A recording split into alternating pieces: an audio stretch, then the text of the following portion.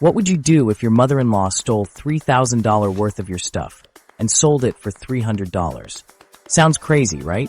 Well, welcome to my world, where family drama meets grand theft.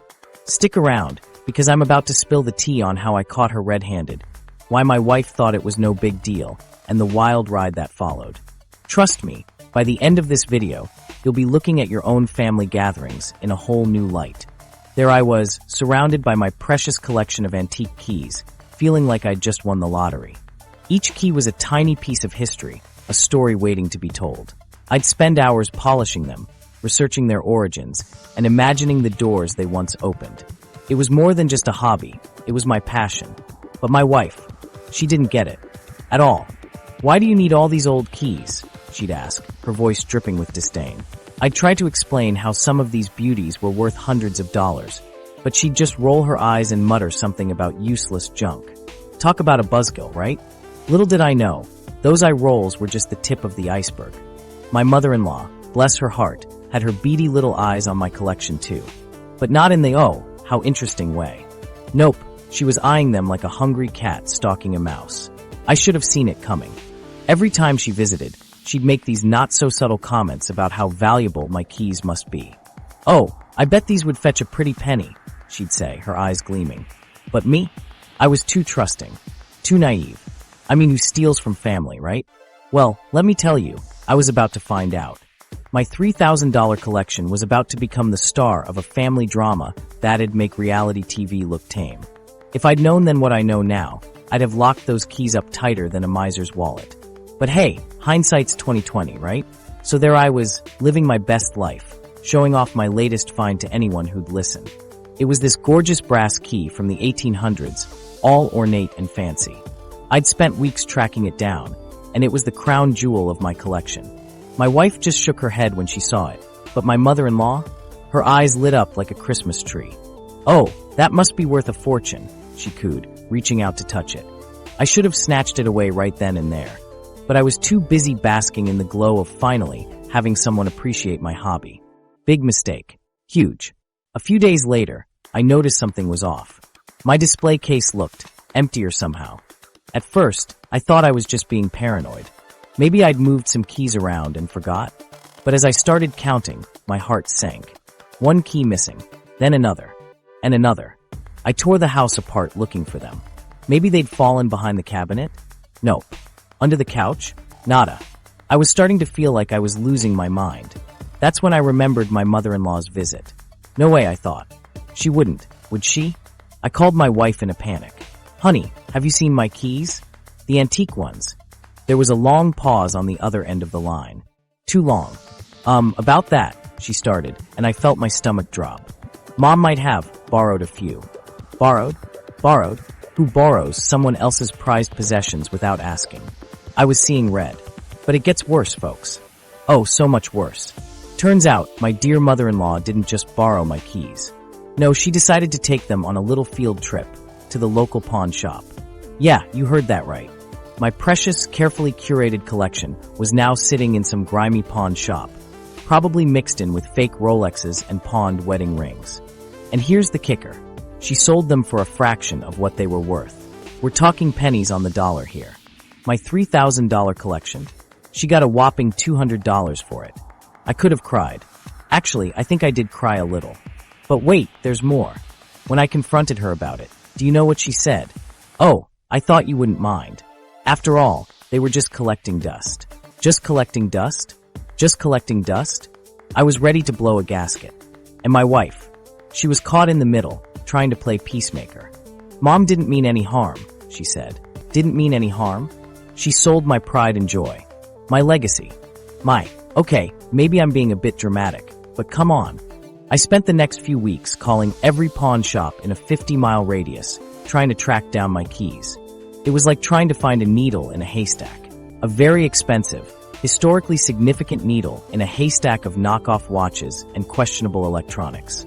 Ever had that feeling where your stomach drops and your heart races, but you can't figure out why? That's exactly how I felt when I walked into my living room that fateful day. Little did I know, I was about to star in my own personal horror movie, The Great Key Caper.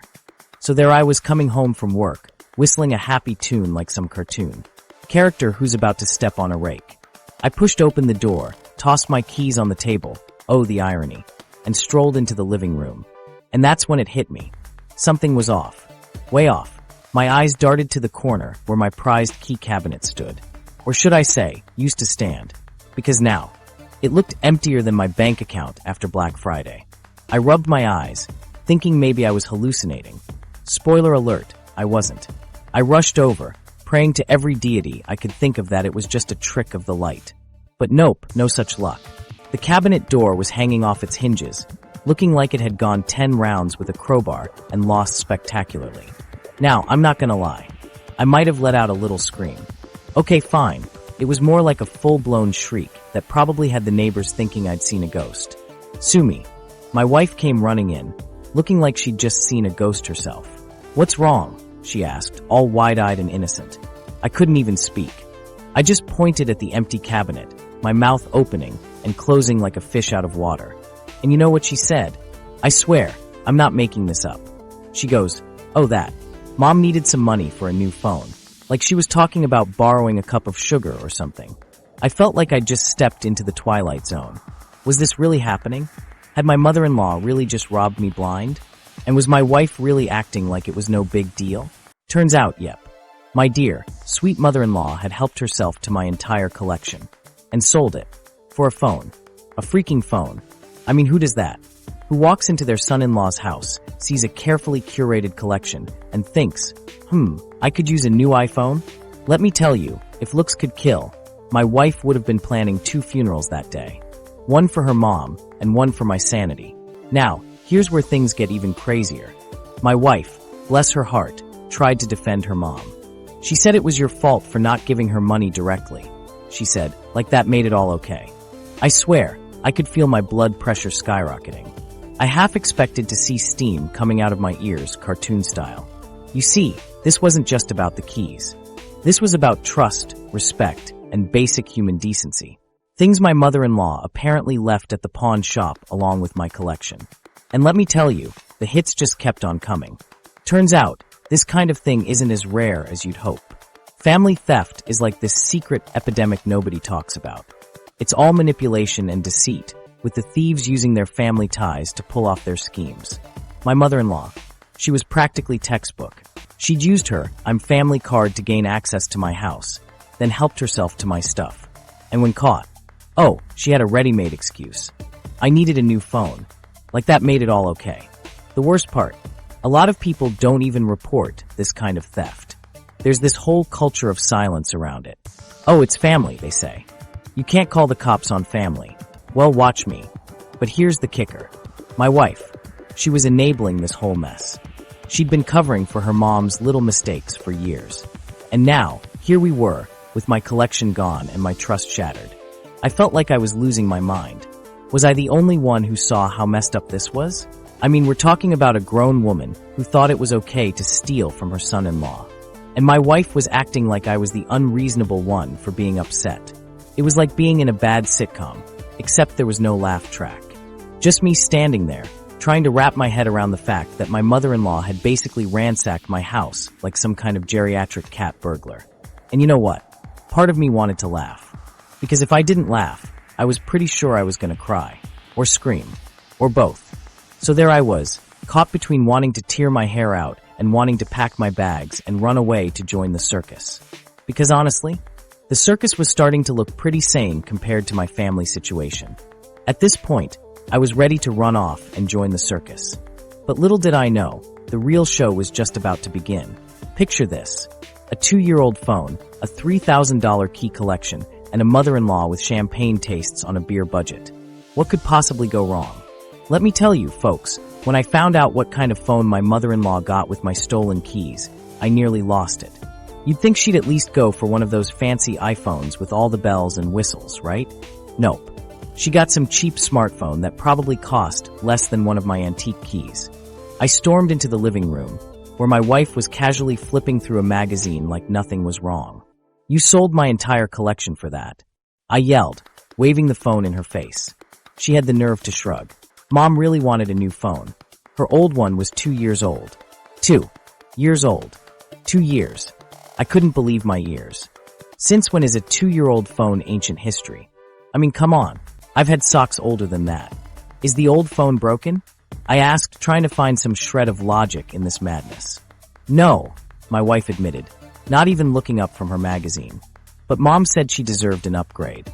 An upgrade. At my expense. Without even asking. I felt like I was taking crazy pills. You know that feeling when you're in a dream, and everything's just slightly off. That was my life now, except I couldn't wake up from this nightmare. I paced around the room, trying to wrap my head around the situation. So let me get this straight, I said, my voice getting higher with each word.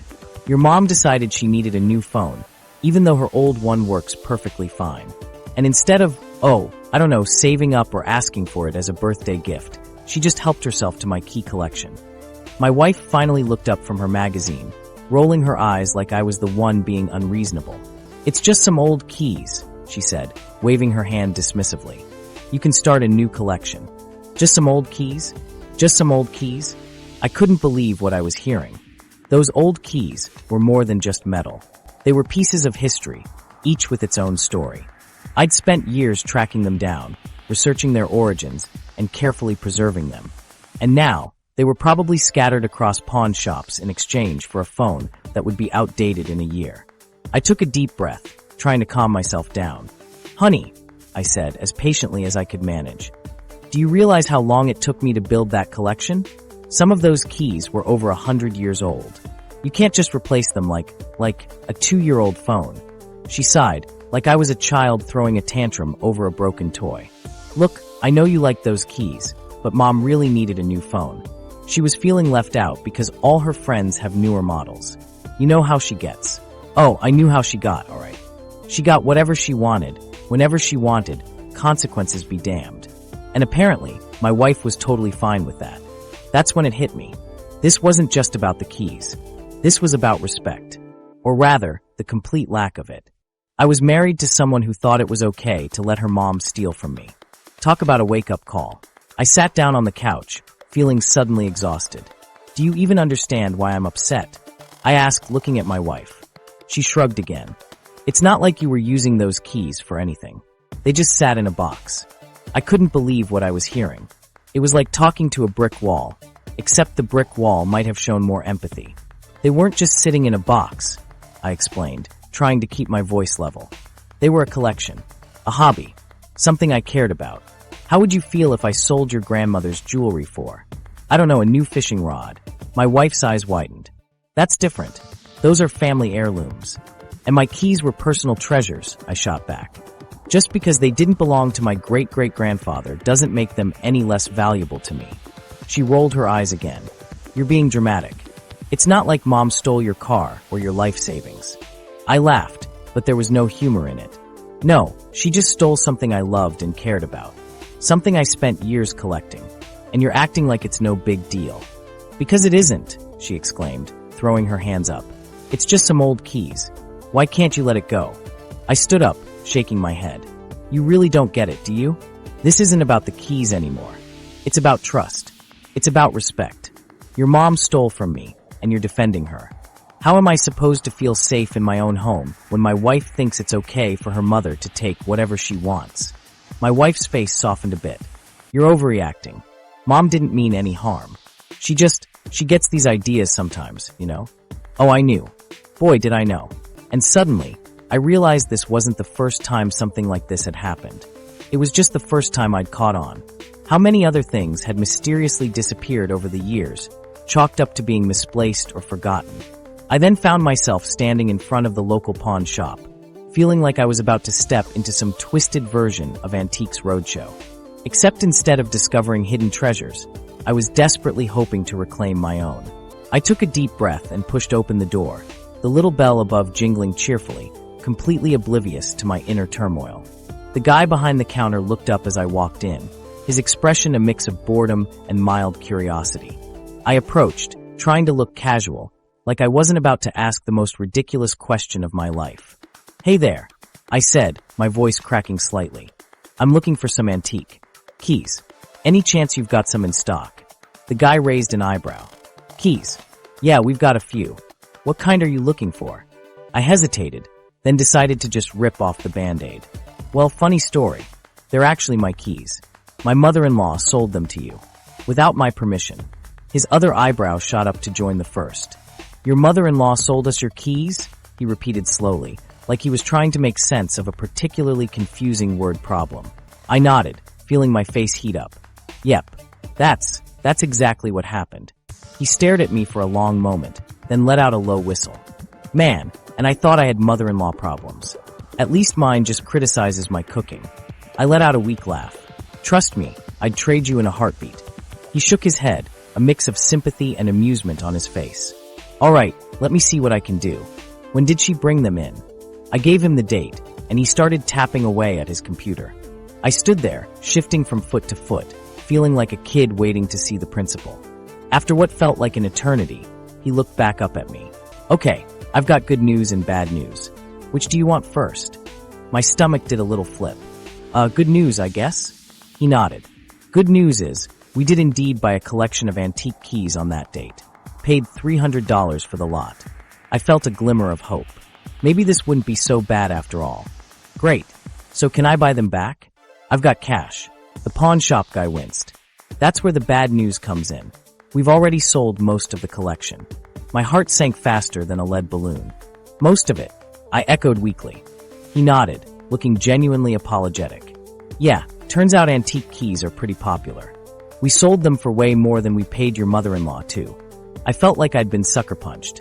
Not only were my keys gone, but someone else had profited from my loss. It was like adding insult to injury, then kicking me while I was down for good measure. How much more?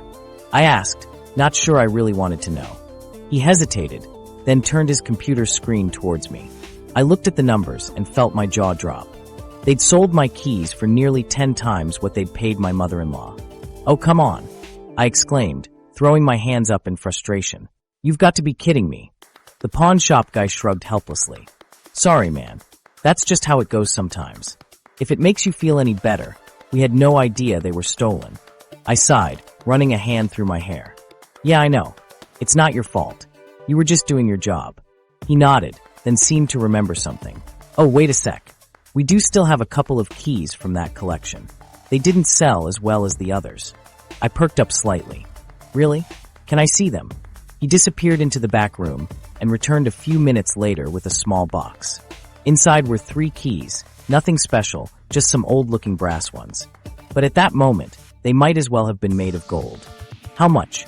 I asked, already reaching for my wallet. He looked at me, then at the keys, then back at me. You know what? Take 'em. No charge. I blinked in surprise. Seriously? He nodded. Yeah, consider it a sorry your mother-in-law sucks discount. I couldn't help but laugh. Thanks, man. I really appreciate it. As I left the pawn shop, those 3 keys clutched in my hand, I felt a weird mix of emotions. On one hand, I was glad to have at least a small part of my collection back. On the other hand, knowing that the rest of my keys were out there somewhere, probably decorating someone's hipster coffee grab your shop popcorn or whatever, because the show's about made to me amp feel up to sick a to new my level. stomach. Remember when I said I was going to confront my mother-in-law? Well, let me tell you, it was like walking into a lion's den wearing a suit made of steak. I picked up the phone, all ready to give her a piece of my mind. But before I could even open my mouth, she hit me with a, "Oh, it's you." I swear, I could feel the ice forming on my phone screen. Now, I'm not usually one for confrontation. I'd rather eat a bowl of nails than deal with conflict. But this time, I was determined. So I took a deep breath and asked, "Why did you sell my keys?" And that's when it happened. The moment I'd been waiting for. The grand unveiling of the mother-in-law's master plan. "Are you ready for this?" She said, and I quote, "Well, if you'd just given me the money for a new phone like I asked, I wouldn't have had to." I'm sorry, what? Did I just hear that right? Was she seriously trying to blame me for her sticky fingers? I mean, I've heard some wild excuses in my time, but this one took the cake, frosting and all. But wait, there's more.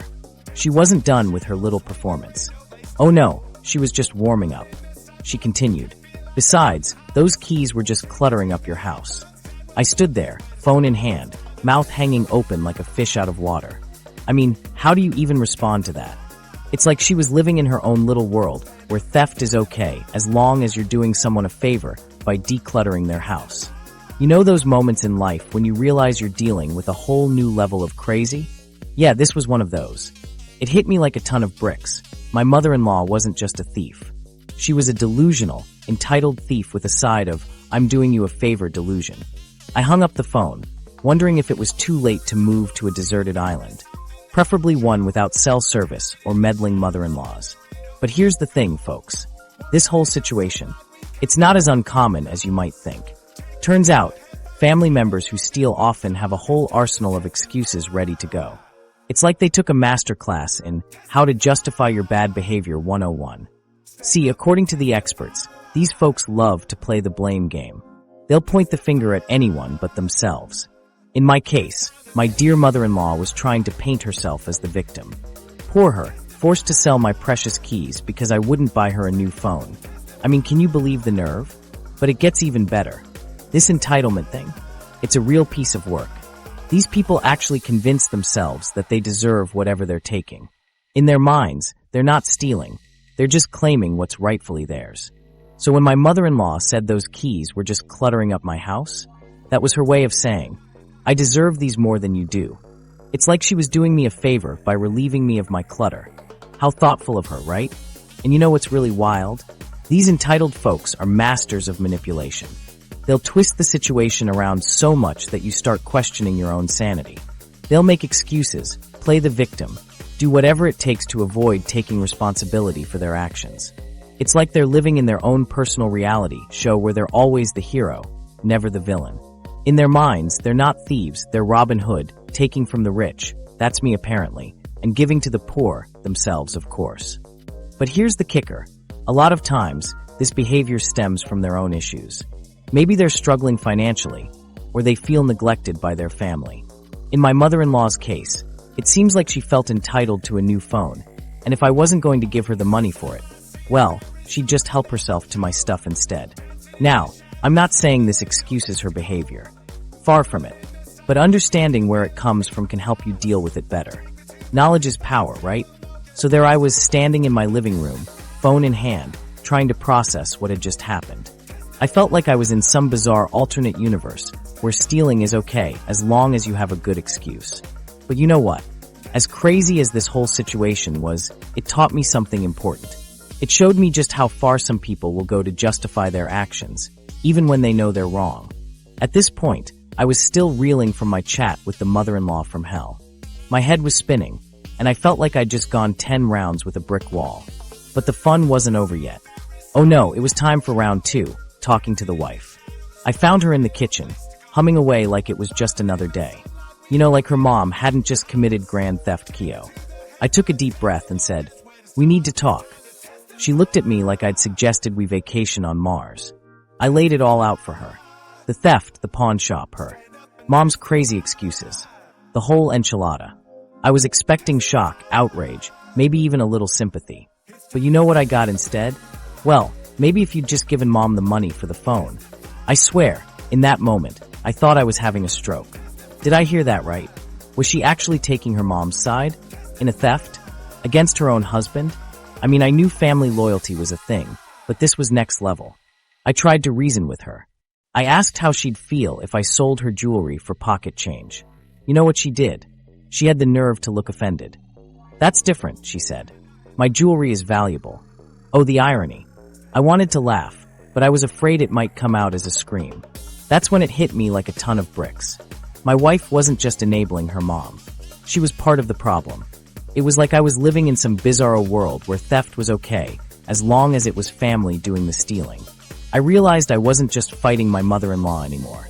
I was up against a whole family's worth of crazy. It was like being in a wrestling match where suddenly your opponent's entire family jumps into the ring. And there I was, standing alone in my corner, wondering how the hell I ended up here. You know, they say marriage is about teamwork. But in that moment, it felt like my teammate had just switched sides mid-game. And let me tell you, that's a special kind of betrayal. It's like finding out your wingman's been secretly working for the enemy the whole time. I tried to explain to her how much those keys meant to me, how each one had a story, a history. But she just waved it off like I was talking about a collection of bottle caps. "They're just old keys," she said. "You can start a new collection." Just old keys? Just old keys.